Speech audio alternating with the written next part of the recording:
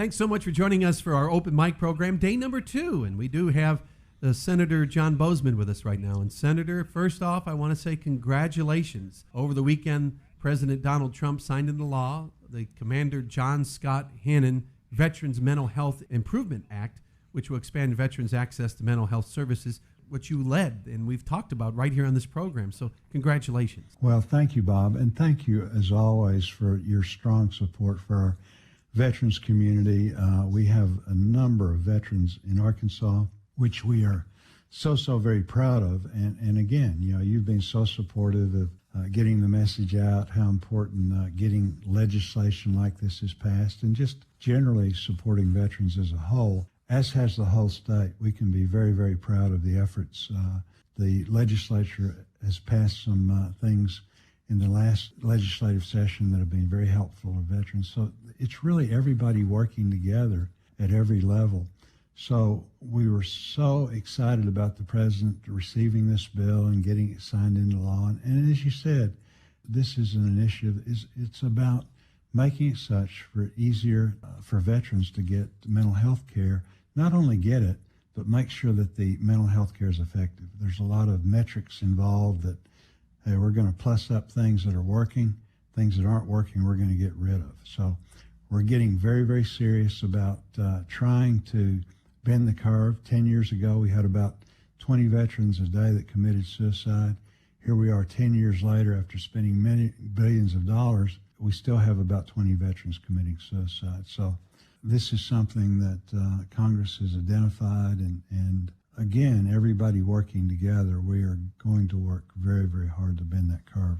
Well, and I know that Veteran Services, if you are a veteran, we won't encourage them to contact your office if they've got any questions, because that's something, as we've talked over the years, but the veterans, the VA is so much better in the past 10 years. I mean, we've seen a big improvement, and I just can't help but think we're going to see even better improvement with this that has passed. No, very much, and we can be very proud of our veterans hospitals in Arkansas. They do a really good job. And then our satellite clinics that they have scattered throughout the state. And then recently, we also passed legislation that allowed you to get care under certain conditions, depending on distance and availability, so that you could get care in your local community. So this is all about improving the quality of care of veterans and then also improving access. Now we're going to move on to kind of a tough part, the COVID relief. And back in March, I remember when we talked, it seemed like everybody worked together to take care of Americans. And there's so many that need help right now. And I just don't quite understand. Maybe you can put some light on this, that why can't they just do what they did and push through? It's all or nothing approach right now. I feel like Pelosi has done, stopping. But what needs to be done at this point? I just don't really understand where we go from here. Well, earlier in the week, we tried to pass Paycheck Protection Program extension. We have so many businesses that are still continuing to be so adversely affected because of the COVID problem. Certainly restaurants would be right at the top of that. And we wanted to extend that. Sadly, Senator Schumer would not agree to that, let us go forward.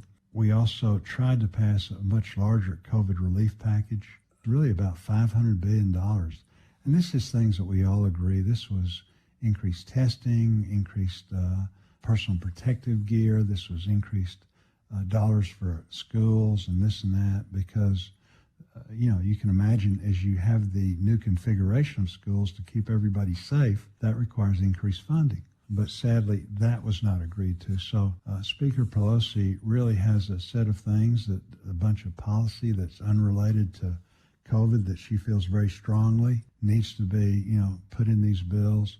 And now we've reached a point where this is just pure politics. We're right at the verge of the election. I don't think they want to do anything to give the president a win at this point. So it is what it is, and we're going to work through it.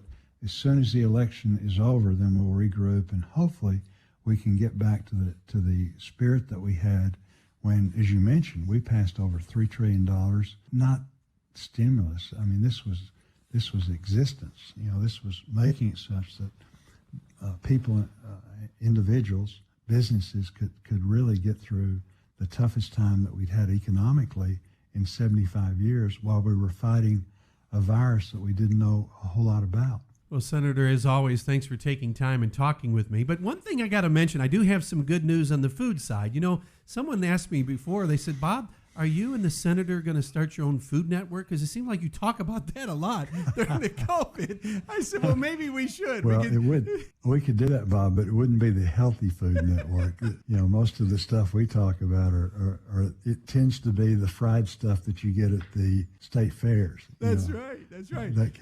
That kind of stuff. So, well, I just going to let you know there is a light at the end of the tunnel. It is the Oreo Thins. You got to try the Oreo Thins. They are great. Half the calories of those vanilla Oreo Fulls. So I just want to let you know. Look that up on your grocery shopping list. That way, when you put the pack of double stuffs in, and then you can mix it up with the Oreo Thins, feel a little bit better, you know, as you're doing those things. But I need to back off from both of them, but it is good eating. Thanks so much for joining us here on Open Mic. Thank you, Bob, as always, for having us.